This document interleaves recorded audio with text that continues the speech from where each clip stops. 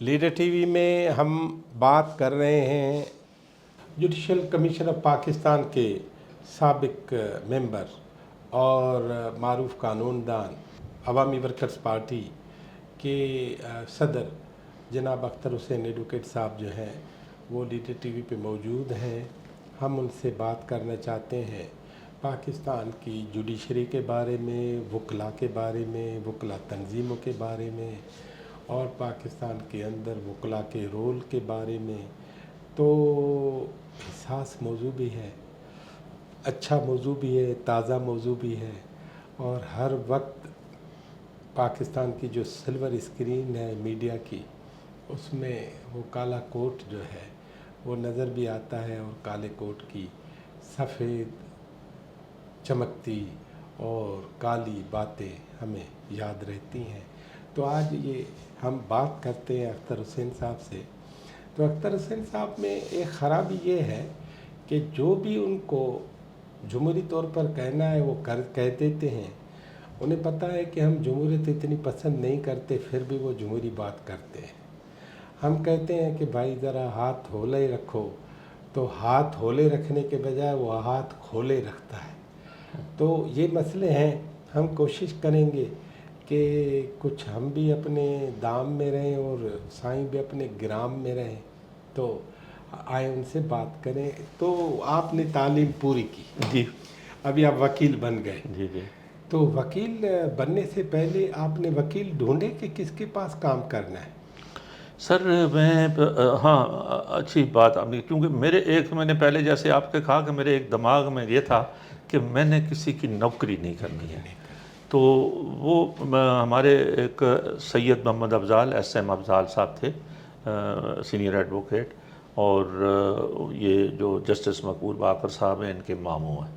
تو وہ ہم جب طالب علم بھی تھے تو وہ ہم ان کے علاقے میں پیر کالونی میں وہ رہتے تھے، تو ہم جاتے آتے رہتے تھے، تو ان کے پاس بیٹھک ہوتی تھی، تو میں ان کے ساتھ اٹیچ ہوا پیوپلیج کی، افضال صاحب کے ساتھ؟ افضال صاحب کے ساتھ۔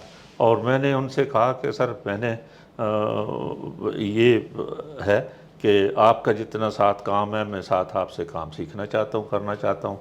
میرا کوئی کیس آئے تو وہ ظاہر ہے کہ سب سے بڑا مشکل کام وکیل کے لیے ہے فیس وصول کرنا۔ تو وہ ظاہر ہے کہ وہ مجھے تو نئے آدمی کو لوگ فیس نہیں دیتے ہیں، تو وہ آپ کر لیجیے گا، منشی بن جائے۔ وہ آپ کر لیجیے گا، آدھی مجھے دیجیے گا، آدھی خود رکھیے گا۔ افضال صاحب جیسے بڑے آدمی کو کہا آپ میرے منشی بن جائے۔ نہیں، منشی نہیں، مطلب فیس آپ سیٹل کریں، وہ مینجمنٹ آپ سیٹل کر کے اور مجھے آدھے دیجیے۔ آدھے دیجیے۔ تو یہ میں نے ان کے ساتھ طے کیا، اور میرے پاس ایک پلاٹ تھا دلی کالونی میں۔ اچھا۔ تو میرے ایک رشتے کے ماموں تھے، وہ بی ڈی چیئرمین ہوتے تھے یہاں۔ تو انہوں نے مجھے کہا کہ بیچو نہیں تو یہ لیز ہو جائے گا، تو بہت مہنگی پراپرٹی ہے اس ایریے کی۔ میں نے کہا مجھے اس وقت چاہیے، تو میں نے وہ بیچ دیا کہ بھائی 6 مہینے سال مجھے خرچے کے پیسے چاہیے۔ تو وہ میں نے اس طرح سے اپنا چلایا، اور پھر 3 سال کے اندر اندر میں نے اپنا آفس لے لیا، تو انڈیپینڈنٹ آفس لیا۔ ویسے جو بڑے جورسٹ رہے یا وکیل بھی رہے، جج بھی رہے، کس کس سے سابقہ پڑا آپ کا؟ اپنے ڈیوٹی کے حوالے سے نہیں پوچھ رہا، ویسے پریکٹس کے حوالے سے میں خالد اسحاق صاحب کے ساتھ بھی ابھی ان کے خلاف اپیئر ہوا ہوں، اور خالد انور صاحب کے ساتھ بھی کئی کیسز میں ان کے خلاف اپیئر ہوا ہوں۔ تو وکالت میں نے سیکھا میاں محمود علی قصوری اور عابد حسن منٹو صاحب سے اچھا بہت، کیونکہ جلدی ہمارا یہ جو حیدرآباد کانسپریسی کیس تھا ولی خان والوں کا، 75 نیب بین ہو گئی تھی، اور اس کے بعد لیڈرشپ پر یہ کیس بنا، تو میں ایک وکیل بھی تھا اس میں، جونیئر وکیل کی حیثیت سے۔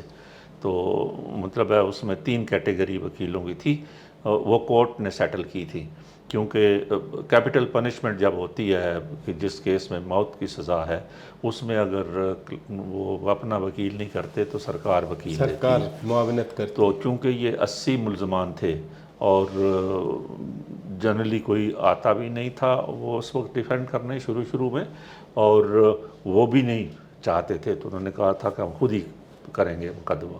تو کورٹ نے پھر جو ہے وہ ہم لوگ جو پولیٹیکل تھے ان کے مرضی کے، تو ان کی ٹیم جو ہے وہ پھر میاں محمد علی قصوری صاحب لیڈنگ کاؤنسل تھے، اور چند کچھ جو ہے وہ 4-5 سینئر ایڈوکیٹ تھے، 4-5 ہم جونیئر ایڈوکیٹ تھے. تو ہم یہ 10-12 وکیلوں کی ٹیم جو ہے وہ حیدرآباد کانسپریسی کیس میں تھی. میرا اس میں شریک ہونا ڈیو ٹو پارٹی تھا. کوئی وکالت میں میری ایسی نہیں تھی کہ بھائی میں کوئی وکالت کی کمپیٹنس بڑی کی وجہ سے مجھے اس کیس میں تھا. وہ میں سارا کیس کی مینجمنٹ اور ریکارڈ اور یہ ساری چیزیں میرے اس وقت تھیں. نیشنل پارٹی میں جو بھی 80 لوگ تھے تو ان میں سے تو آپ کچھ سے مل سکنے کی پوزیشن میں ہوں گے نا، سینئر جو لوگ ہیں. سیاسی ہاں سارے ان سے پہلے سے ہماری ملاقات تھی، ولی خان صاحب سے، بزنجو صاحب سے، سردار عطاءاللہ مینگل سے، خیر بخش مری صاحب سے، ان لوگوں سے ہماری پہلی. شیر محمد مری بھی تھا. شیر محمد مری بھی تھے، جنرل شراف جن کو کہتے تھے. تو وہ ان علی سارے بخش تالپور بھی. علی بخش تالپور صاحب بھی تھے. وہ ان سے میری پہلے ملاقات نہیں تھی، وہ اس کیس میں ہوئی. اچھا. یہ دو اس سے اس کے تھے. ایک قصہ جو تھا وہ تو کیس کانسپریسی یہ تھا کہ بھائی یہ وہ لوگ ہیں کہ جنہوں نے پہلے پاکستان موومنٹ میں مخالفت کی، مسلم لیگ کی، اور پاکستان کے خلاف تھے. پاکستان بن گیا تو یہ پھر کہتے ہیں کہ پاکستان ایک قوم نہیں ہے، پاکستانی مختلف قومیں ہیں. تو یہ بھٹو صاحب آپ کو یاد ہوگا ایک اینٹی نیشنلٹی ایکٹ لائے تھے کہ پاکستان ایک قوم ہے، اس کے علاوہ جو قوموں قومیتوں کی بات کرتا ہے وہ قابل جرم ہے.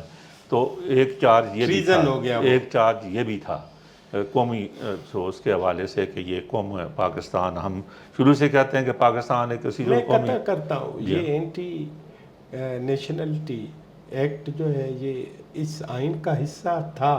آئین کا حصہ نہیں تھا، قانون تھا الگ سے قاعدہ بنایا، الگ سے قانون بنایا تھا، الگ سے لیجسلیٹ کیا تھا اینٹی نیشنلٹی ایکٹ. ایک چارج کے نظریہ پاکستان کے خلاف ہے، نظریہ پاکستان کا تھا.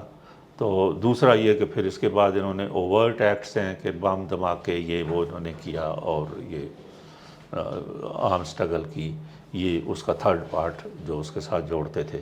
تو یہ کانسپریسی کیس تھا جس کے اندر ہم رہے، اور میں اس میں کامن بات میاں محمد علی قصوری صاحب میں اور میری یہ تھی کہ میں بھی صبح سویرے شروع سے 5-6 بجے اٹھ جاتا ہوں. میرے اسٹوڈنٹ ایج سے، بورڈنگ ہاؤس سے، اسکول سے یہ ہے کہ میں صبح 4-5 بجے اٹھ کے پڑھتا ہوں. تو میاں صاحب بھی صبح تہجد کی نماز پڑھتے تھے اور پھر کام کرتے تھے. تو ان کے اسٹینڈنگ آرڈر ہوتے تھے کہ بھائی اختر کا کمرہ میرے ساتھ ایڈجسٹنٹ ہوگا، تاکہ جب وہ ہر روز نہیں آتے تھے، 10-15 دن میں آتے تھے، 1-2 دن، تو میں ان کو سارا بریف کرتا تھا ان کے ساتھ. تو I learned as an advocate from میاں محمد علی قصوری صاحب اینڈ عابد حسن منٹو. ابھی آج جی آپ اس کنسپریسی کیس میں آج 2025 میں کیا کہتے ہیں کہ وہ کیوں ہوا تھا؟ سر دیکھیں، یہ پاکستان کی، میں اب ایک چیز آپ کو بتاؤں، آپ کے ابھی جو ہے یہ ایک بینٹ آف مائنڈ ہے ہمارے ملک میں، ہماری اسٹیبلشمنٹ کا اور ہماری رولنگ کلاسز کا، کہ اور یہ امپیریلسٹ کنٹریز کا دیا ہوا ہے کہ سیکنڈ ورلڈ وار کے بعد جہاں دنیا جب سوشلسٹ بلاک بن گیا اور ادھر سے انہوں نے کاؤنٹر کیا ود سوشل ڈیموکریسی کہ یہ کمیونسٹ یہی تو کہتے ہیں کہ سب ہم تعلیم دیں گے، روزگار دیں گے، لوگوں کو گھر دیں گے، یہ دیں گے، کریں گے، تو یہ ہم گیون سسٹم میں دے سکتے ہیں، ہم دیں گے تو سوشلزم کیوں؟ یہ تو ویسٹرن کنٹریز میں جو ہے وہ سوشل ڈیموکریسی جو یورپ میں اڈاپٹ کیا. دوسرا انہوں نے ہمارے لیے یہ اڈاپٹ کیا کہ to use religion against the forces of social change, مذہب کو استعمال کریں سماجی تبدیلی کی قوتوں کے خلاف. تو یہ ساری دنیا کے اندر مذہب، جہاں مسلمان تھے مسلمانوں کو، جہاں سامنے رکھا، اس کو جو ہے جو سوشل چینج کی بات کرتے تھے اس کو مذہب سے کاؤنٹر کیا جاتا تھا. یہ مذہب کے مطلب ہتھیار ہو گیا، ہتھیار بن گیا. اب آپ اسی طرح سے ہماری اسٹیبلشمنٹ نے یہاں نظریہ پاکستان، اسلام اور اس کے ساتھ جوڑا. آج بھی آپ کے پیکا ایکٹ میں آیا ہے کہ نظریہ پاکستان کے خلاف بات نہیں کر سکتے. آپ ذرا دیکھیں کہ بھائی نظریہ پاکستان ہے کیا. پہلے تو ہم کو یہ بتائیں نا کہ نظریہ پاکستان کیا ہے. میرے نزدیک نظریہ پاکستان ایک ہے, آپ کے نزدیک نظریہ پاکستان ایک ہے. It's a political philosophy for creation of Pakistan and creating a new country. کس مقصد کے لیے آپ نیا ملک بنا رہے ہیں؟ تو نیا ملک بنا رہے ہیں میرے نزدیک جو ہے, چونکہ گیون ہندوستان کے اندر شاید مسلمانوں کی اکنامک جو ایک تو پولیٹیکل آسپیکٹ تھا کہ وہ سمجھتے تھے کہ ہم نے پہلے 400 سال حکومت کی ہے تو اب ہم سے پارلیمنٹری سسٹم میں ہمیں حکومت نہیں مل سکتی, تو وہ ان کا تھا. دوسرا ان کا اکنامک سوشل ڈیولپمنٹ اپلفٹ کا مسئلہ تھا. تو اس کے اندر جو ہے وہ کنٹرول, اس پر اگر کوئی بات کرے تو ہم ڈسکشن کرنے کے لیے تیار ہیں. It is a long discussion کہ بھائی کیوں ہوا اور کیوں کس وقت آ کے یہ ساری چیزیں. دیکھیے اور اس کا پہلو ہے, ریسنٹلی میں نے ایک کتاب پڑھی ہے جو چھپی تو 6-7 سال پہلے ہے, لیکن میں نے ابھی پڑھی ہے, untold story of India's partition. Narendra Singh Sarila نے لکھی ہے.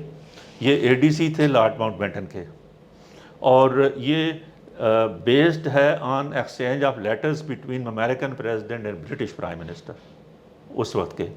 تو سیکنڈ ورلڈ وار میں 42 میں جب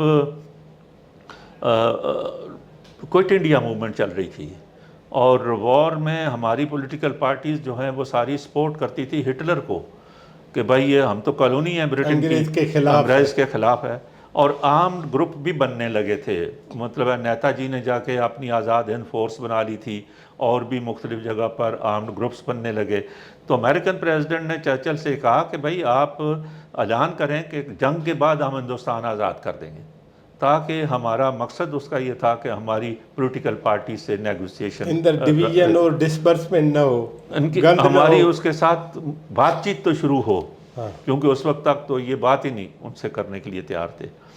تو چرچل نہیں سمجھتا تھا, چرچل سمجھتا تھا کہ ہم 50 سال اور حکومت کریں گے. لیکن یہاں سے ایک ڈسکشن شروع ہوئی کہ اگر ہم نے ہندوستان چھوڑ دیا تو یہاں ہمارے انٹرسٹ جو ہیں وہ کیسے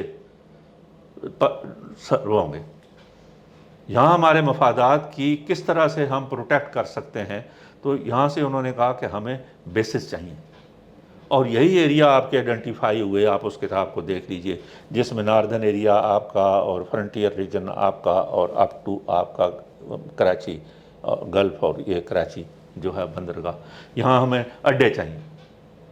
یہاں سے نیگوسیشن شروع ہوئی پولیٹیکل پارٹی سے. کانگریس ریفیوزڈ کہ ہم کوئی کسی قسم کا کوئی اڈا نہیں دے سکتے, but entire Muslim league leadership agreed کہ یس ہم دیں گے. آپ اس کو دیکھیں کہ بننے کے بعد ہی یہ سارا سلسلہ شروع ہوا. تو یہ ساری چیزیں جو ہے نا ایک دوسرے کے ساتھ ملی ہوئی ہیں. آپ نظریہ پاکستان بنتے ہوئے ایک جو ہے وہ ان کے اس کے اوپر بھی دیکھتے بھائی نظریہ پاکستان, میں تو قائد اعظم کی تقریر کو کہتا ہوں 11 اگست 1947 والی, مندر اور مسجد میں جانے کی آزادی والی, یا وہ نظریہ پاکستان ہے, یا پھر آپ جو جماعت اسلامی یا اب یہ کہہ رہے ہیں اس وقت تو خلاف تھے. اب یہ جو, اور اب ہماری پوری پولیٹیکل پارٹیز, رولنگ کلاس نے اور اسٹیبلشمنٹ نے, ان سب نے ایک نظریہ بنا لیا ہے پاکستان کے اندر حکمرانی کرنے کے لیے اور لوگوں کو سپریس کرنے کے لیے. ایک نظریہ پاکستان ایک اپنا بنا لیا ہے.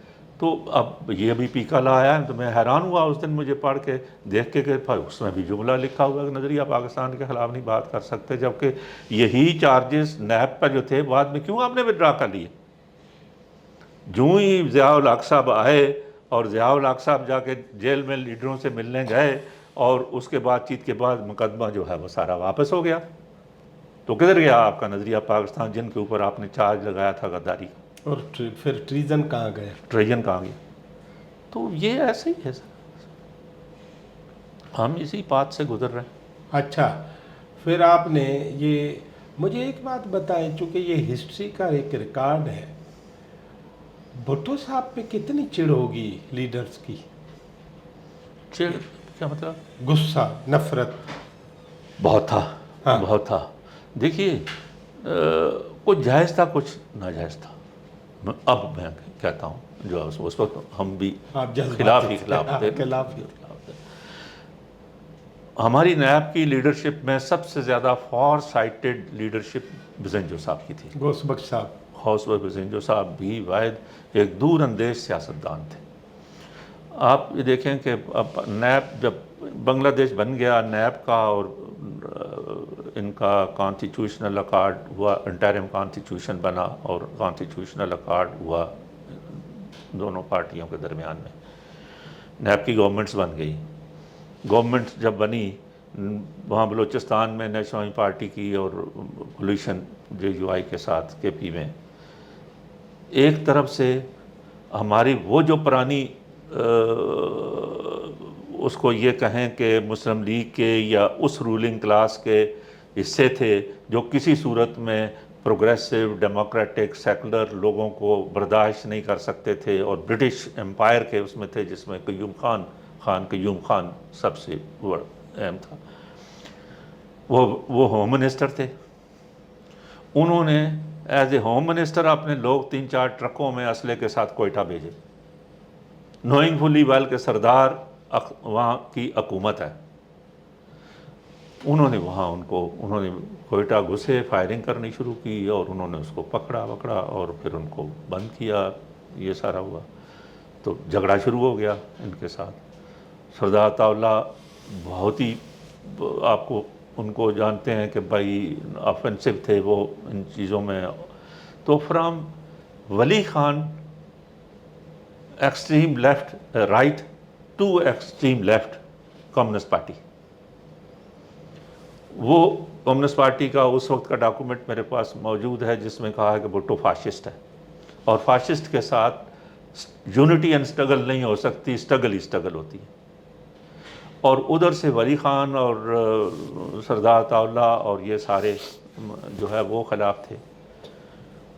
ہماری نیب کی کانفرنس ہوئی 3 دن تک پشاور میں، اس میں تمام لوگ کراچی سے لے کے خیبر تک بزنجو صاحب کے خلاف تھے۔ وہ ولی خان کے حق میں تھے؟ اور ولی خان کے حق کو چھوڑو، اینٹی بھٹو تھے۔ اچھا، ٹھیک ہے نا۔ تو وہ معتدل لائن رکھتے تھے بزنجو صاحب کہتے تھے۔ بزنجو صاحب کا کہنا یہ تھا کہ بھائی دیکھیں ہماری اس اگر اکارڈ توڑ دیا اور ہمارے کانفلکٹ اور لڑائی کی بھٹو سے، بھٹو مزید فوج کی گود میں جائے گا اور ہم دیوار کے ساتھ لگ جائیں گے۔ یہ جو ولی خان کو کہا کہ جو باقی مولوی یہ سارے آپ کے ساتھ الائنس کی بات کرتے ہیں یہ سب چھوڑ کر چلے جائیں گے، ہمارے نوجوان توڑے والی بندوقیں لے کے پہاڑ پر چڑھ جائیں گے، اور جب یہ ناکام ہوں گے تو پھر یہ اپرچونزم کا شکار ہوں گے، because every extremism end to opportunism. تو یہ ہمیں یونٹی اینڈ اسٹرگل چلانا چاہیے۔ بدترین حالات میں مجھے پتہ ہے کہ بھٹو یہ غلطیاں کر رہا ہے، خرابیاں کر رہا ہے، اور اس کے ساتھ اور بہت سارے لوگ جو ہیں جو یہ نہیں چاہتے ہیں، اور ہمیں ایگزیمپلری گورنمنٹ 2 پروونسز میں چلانی چاہیے، اس کی بیسس پر ہم اپنے روٹس پنجاب اور سندھ میں بنا سکتے ہیں۔ یہ ان کا کہنا تھا، باقی لڑائی تھی۔ تو جب 2-3 دن تک ساری تقریروں میں فیصلہ ہو گیا کہ بھائی مخالفت اکارڈ توڑنا ہے اور اسٹرگل کرنی بھٹو صاحب کے خلاف، تو یہ پھر وہ آئے اسٹیج پر، انہوں نے کہا میں نے اپنی بات کہہ دی ہے، باقی جو پارٹی کا فیصلہ ہے۔ تو آپ یہ دیکھیں کتنا بڑے وہ ڈیموکریٹ تھے کہ پارٹی نے فیصلہ یہ کیا کہ میر صاحب ٹیلی ویژن پہ جا کے پارٹی کے سٹینڈ کو ڈیفینڈ کریں گے۔ مطلب جو بندہ اس کو سزا دی، سزا نہیں کہہ سکتے، سزا نہ کہیں، امتحان لیا۔ مطلب یہ ایک پارٹی کے اندر تھا کہ یہ بھی تھا نا کہ سپوکس مین اس سے بہتر نہیں تھا کوئی، ٹھیک ہے، اور زیادہ ایکسیپٹیبلٹی ان کی تھی۔ تو لیکن میں تو ان کے لیے کہہ رہا ہوں کہ بھائی آپ دیکھیں کہ اگر کسی آپ ویو کے بالکل خلاف ہیں اور آپ کو یہ کہا جائے کہ آپ ہی جا کے فیصلے کو جا کے پیش کریں گے اور ڈیفینڈ کریں جو آپ کے خلاف ہے، تو یہ ایک بڑی بات ہے نا، برداشت کی جگر کی بات ہے، ہم نہیں برداشت کریں گے۔ جی ٹھیک ہے، تو یہ میں اس لیے کہہ رہا ہوں کہ وہ بہت بڑے پارٹیشن تھے جو ان ساروں میں جو آپ نے نام لیا ان کے اندر بزنجو صاحب کا۔ ابھی لگے ہاتھ یہ بتائیں ایک لفظ میں ولی خان کو کیا کہیں گے، وہ کیا تھے، کس قسم کے بات؟ ولی خان نیشنلسٹ تھے سر، ہر نیشنلسٹ جو ہے وہ اپنے اقتدار کے لیے اور اپنی رول کے لیے اور اپنی قوم کے لیے بات کرتا ہے نا۔ فرق یہ ہے کہ بھائی میں تمام قوموں کے لیے بات کرتا ہوں اور ان قوموں کے اندر بھی میں تفریق کرتا ہوں، کلاس کی تفریق کروں گا، کیونکہ اس قوم کے اندر کیا اب سندھ ہے، تو سندھ کے اندر کیا سندھ کا جاگیردار، سندھ کا وڈیرا اور سندھ کا سرمایہ دار جو ہے وہ لوگوں کا استحصال نہیں کر رہا ہے۔ ہم کس لیے قوم کی بات کرتے ہیں یا قومی آزادی کی بات کرتے ہیں یا اس کی اٹانومی کی بات کرتے ہیں یا اپنی، اس لیے کرتے ہیں نا کہ بھائی ہم ایک ایسی اسٹیٹ چاہتے ہیں جس کے اندر ہمارے اپنے بنیادی عام آدمی کو اپنے بنیادی حق حاصل ہوں، تعلیم کا، روزگار کا، شیلٹر کا، ڈیولپمنٹ کا، کلچر کا، تہذیب کا۔ اس کو کس نے روکا ہوا ہے؟ ہماری رولنگ کلاس نے۔ ایک طرف سے وہ اسٹیبلشمنٹ ہے یا بڑی نیشنلٹی کہہ لیں کہ اس کی رولنگ کلاس ہے جو اس کو ایک ملٹی نیشنل اسٹیٹ کو ڈیولپ نہیں ہونے دے رہی ہے، اور دوسری طرف سے خود ہمارا اپنا جو ہے اپر کلاس وہ بھی اس کے ساتھ شامل ہے۔ کبھی جج بننے کا سوچا؟ سر میں نے کبھی نہیں سوچا، اور ایک دو دفعہ مجھے آفر بھی ہوا۔ ایک دفعہ تو یہ ہوا کہ جب ہمارے رشید رضوی صاحب جو ہے وہ ہائی کورٹ کے جج ہوئے، وہ پہلے بینکنگ کورٹ کے آفینسز ان بینک کے جج تھے، تو مجھ سے پوچھے، ان سے کہا انہوں نے، ہمارے دوست پیپلز پارٹی میں جو تھے اس وقت حکمرانی میں، وہ بھی ہمارے سارے دوست تھے، جس میں کمال اصفر صاحب کا انتقال ہو گیا، وہ گورنر تھے، اور رضا روانی صاحب تھے، یہ سارے ہمارے دوست ہیں۔ تو ذاتی طور پر تو انہوں نے کہا کہ بھئی اپنی جگہ پر نام بتاؤ، تو اس نے کہا بھئی اختر کا نام، تو انہوں نے کہا یہ نتھنگ لائک، وہ سارے مجھے چیئرمین کہتے ہیں، ارے بھئی چیئرمین نتھنگ لائک اٹ۔ تو انہوں نے جا کے کہہ دیا۔ مجھے ہائی کورٹ میں تھا تو مجھے فاروق نائک نے کہا کہ تم کھلاتے پلاتے نہیں ہو، دعوت نہیں کرتے ہو، جج ہو رہے ہو۔ میں نے کہا بھئی کس قسم کا جج، مجھے تو کوئی کسی نے پتہ نہیں ہے۔ تو اس نے جب مجھے یہ کہا کہ نہیں تم نہیں تو رضا سے پوچھ لو۔ میں نے کام وام چھوڑا، میں دفتر گیا، رضا کو فون کیا، تو رضا نے کہا کہ وہ چیئرمین بس وہ ایک دو دن میں ہو جائے۔ میں نے کہا بھائی آپ مجھ سے تو پوچھو کہ میں کرنا چاہتا ہوں یا نہیں کرنا چاہتا ہوں۔ کیوں نہیں بننا چاہتے تھے؟ سر میں پالیٹکس میں ساتھ انوالو تھا، اور میں یہ اس کو پرائرٹی دیتا تھا۔ پھر آپ سمجھتے ہیں کہ جج جو ہے ایک لیمیٹیڈ ہے، ظاہر ہے وہ تو نہیں کر سکتا نا، پھر وہ سروس میں چلے جائیں گے نا، آپ اس سروس کے نوکری سے آپ پہلے دن خلاف ساتھ۔ نہیں، اس میں ایک اور پوائنٹ بھی آیا، جب صبی الدین صاحب چیف جسٹس تھے، صبی الدین احمد صاحب، صبی الدین، وہ ہمارے بہت دوست تھے، ہاں ٹھیک ہے، اس سے اسٹوڈنٹ ایج سے، تو وہ مجھے کہنے لگے کہ بھائی تم جج بنو۔ میں نے کہا بھائی میں نہیں بن سکتا جج، نہیں بنوں گا، میں بننا نہیں چاہتا، اور دوسرا یہ ہے کہ تم وہ پھر میرے ساتھ چونکہ ان کی حجت بازی بہت تھی، تو وہ کہنے لگے کہ بھئی ویسے روز تنقیدیں کرتا پھرتا ہے، اور اگر ہم کسی کو بنانا چاہتے ہیں کہ بھئی کوئی اچھا آدمی بنے تو وہ مانتا نہیں ہے، تو پھر جب یہ تقریریں بند کر دو تم، پھر جو ہے اگر یہ نہیں کرنا۔ میں نے کہا ویسے تم اگر کرو گے بھی نا تو مجھے کوئی نہیں بنائے گا، کیونکہ میرا ریکارڈ بڑا خراب ہے، ہسٹری شیٹر ہے، تو کہنا چیف جسٹس میں ہوں یا تم ہو۔ تو ہی سینٹ مائی نیم، وہ انہوں نے میرا نام بھیجا۔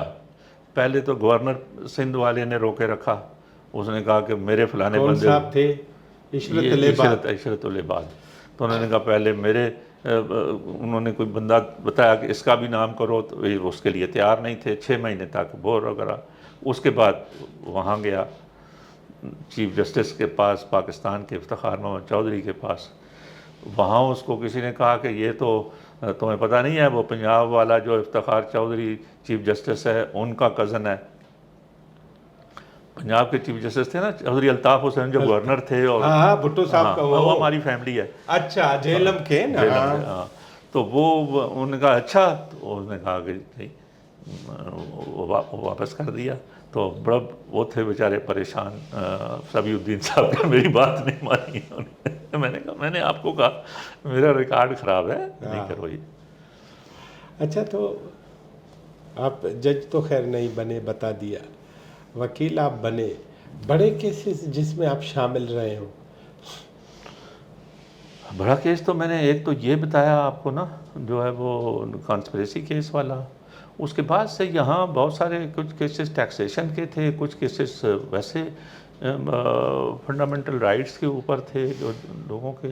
میں نے زرداری صاحب کے بھی جو سول سائڈ کے کیسز بہت کیے ہیں، اور لوگوں کی بھی جو ہے اس کے اندر، اب مجھے اس وقت رپورٹس یاد نہیں ہیں کون کون سی ہیں، لیکن پولیٹیکلی ان کیسز میں. ایک بات بتائیں جی، بحیثیت وکیل. ہم نے ایک اور امپارٹنٹ کیس کیا ہوا ہے جو لینڈ ریفارمز کے حوالے سے ہے کہ یہ دیکھیں فیڈرل شریعت کورٹ نے پہلے ایک تو جو اسلامی حوالے سے پاکستان کا آئین ہے وہ ہے اسلامی نظریاتی کونسل کا، کہ کوئی بھی قانون جو ہے اس وہ سے اگر متصادم نہیں ہوگا. متصادم ہے تو اسلامی نظریاتی کونسل اس کو دیکھے گی اور سمجھتی ہے تو وہ ریفر کرے گی پارلیمنٹ کو، اور اپنا یا ڈیسیشن دے گی. نہیں پارلیمنٹ کو پہلے تو یہ تھا کمیٹی کہ کو، پارلیمنٹ کو بھیجے گا، اس میں ساورنٹی آف پارلیمنٹ کی موجود ہے کیونکہ الٹیمیٹلی کرنا پارلیمنٹ نے. ضیاء الحق نے جو کیا اس نے شریعت کورٹ بنائی اور کہا کہ شریعت کورٹ کے پاس بھی چیلنج کر سکتے ہیں کہ کوئی قانون اسلام سے متصادم تو نہیں ہے، اور اگر وہ فیصلہ دیتی ہے کہ یہ قرآن و سنت سے متصادم ہے تو وہ اگر پارلیمنٹ کو کہے گی کہ امینڈ کرو قانون ہمارے فیصلے کے مطابق، اور اگر پارلیمنٹ نہیں امینڈ کرے گی تو اٹ سیلف قانون ہو جائے گا، جو بن جائے گا. اس کا مطلب یہ ہے کہ sovereignty of parliament has been taken over by the federal شریعت کورٹ. ہم نے تو قانون کی میں یہ پڑھا ہے نا کہ بھائی لیجسلیشن تو پارلیمنٹ کرتی ہے، عدالتیں صرف انٹرپریٹ کرتی ہیں قانون کو، اس کی تشریح کرتی ہیں، لیکن یہاں شریعت کورٹ کو لیجسلیشن کی پاور دے دی، فلیسٹ پاور. تو اس شریعت کورٹ نے آج تک سود کا تو فیصلہ نہیں ہوا، لیکن لینڈ ریفارم جو بھٹو صاحب نے کی تھیں یا کی تھی ان کو کہہ دیا کہ یہ ان کو کہا یہ قرآن و سنت سے متصادم ہے اور ریورٹ بیک نلیفائی ہو گیا. یہ قزل باش ٹرسٹ کیس کہتا ہے، اس کو ہمیں نے چیلنج کیا ہوا ہے سپریم کورٹ کے اندر. اور کہ بھائی یہ ہمارا کہنا اسلام کے حوالے سے نہیں ہے، ہمارا کہنا یہ ہے کہ آرٹیکل 253 کانسٹیٹیوشن کا جو ہے وہ اجازت دیتا ہے پراپرٹی کی لیمٹس کو، اور اس لیے اور آئین کے اندر اگر کوئی چیز دی ہوئی ہے تو فیڈرل شریعت کورٹ کا اختیار نہیں ہے، they had no jurisdiction to take over this case. وہ پینڈنگ میں ہے، سپریم کورٹ سنتی نہیں ہے. کتنا ٹائم ہوا؟ یہ افتخار محمد چودھری صاحب کے وقت میں ہوا تھا، اور اب 2007. جی ہاں، جو ابھی مطلب 16 17 18 سال ہو گئے اور وہ وہاں پینڈنگ میں ہے. ہر چیف جسٹس بھی آتا ہے. 18/7/25 جی 18/7/25. جی ہاں، جو 18 سال. جی ہاں، بچہ جوان ہو گیا ہے، ابھی بڑا ہونے گیا. ابھی بڑا ہوگا، ابھی وہاں رکھا ہوا. وہ میں ہر چیف جسٹس کو کہتا رہتا ہوں، کوئی لگاتے ہی نہیں. ایک بات تو بتائیں، آپ سمجھتے ہیں کہ پاکستان کے اس انتظام اور نظام کی خرابی میں آدھا حصہ کورٹ کا ہے؟ سر دیکھیں، وہ خرابی سارے سسٹم میں اس کا حصہ ہے. مطلب یہ ان کا حصہ تو ہے. ہاں حصہ ہے، خیر ہے، چونکہ کانسٹیٹیوشنل اور ڈیموکریٹک جو ہمارے انسٹیٹیوشن ہیں اس کے حصے ہیں نا، مطلب ہے کورٹ اس کا ایک پلر ہے نا، تو وہ جس قسم کے ادارے ہوں گے اس کے اندر کورٹیں بھی اسی طرح کی ہوں گی. نہیں، لیکن ان کی تو دعویٰ ہے نا انصاف کی اور میرٹ کی. سر دیکھیں، انصاف اور میرٹ تو ٹھیک ہے، ریلیٹیو ٹرم ہے نا، کہ بھائی آپ الف خان کو انصاف مل جاتا ہے، لیکن اگر آپ کوئی ایسے انصاف مانگنے لگیں کہ جس میں سوسائٹی کے اور یا سسٹم کے اوپر کوئی زد پڑتی ہے تو وہاں پر پھر مسئلے پیدا ہو جاتے ہیں، کیونکہ they all are protector of the system جو جاری ہے. کیوں نہیں، میں نے آپ کے سامنے ایک ہی مثال رکھی ہے نا، ہمارا کیوں نہیں سنتے؟ آپ نے کہ شیخ سلطان ٹرسٹ بلڈنگ کا آپ نے کہہ دیا، آپ کوئی نہیں سنتا. مجھے ایک بات بتائیں جی، کہ یہ جو انصاف اور میرٹ ہے، یہ احمد علی شیخ کے معاملے میں سپریم کورٹ نے زیادتی نہیں کی؟ سر دیکھیے، احمد علی شیخ کے میں اب آپ آئے ہیں جوڈیشل کمیشن کے اور اس حوالے سے بات کرنے کے لیے. اب آپ دیکھیں، کیونکہ آپ اس وقت ممبر تھے. میں ممبر تھا. بہت اس وقت مختلف پہلو ہیں اس کے.